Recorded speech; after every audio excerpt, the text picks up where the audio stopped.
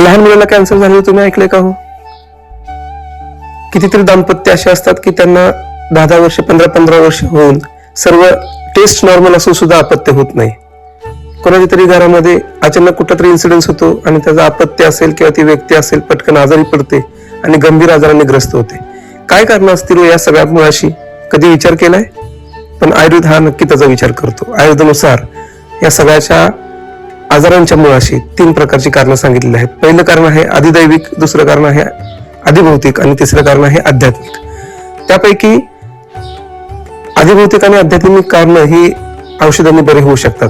मात्र अधिदैविक कारणांसाठी मात्र मंत्रचिकित्सा, ग्रंथ वाचन, गुरुसेवा, गोसेवा, चांगलं कर्म ही सगळी त्याची उत्तरं सांगितली. आणि त्यापैकीच एक आहे ते त्यासाठी आम्ही करतो म्हणजे ते नवचंडी याग. दरवर्षी आपण आपल्या दवाखान्यामध्ये रुग्णांच्या हितासाठी आपल्याकडे येणारे रुग्ण बरे व्हावेत म्हणून आपण नवचंडी करत असतो आणि त्यापैकीच हा विधी आपण आता नुकताच करून घेतला. तर यात आनंद घ्या आणि सुखी राहा.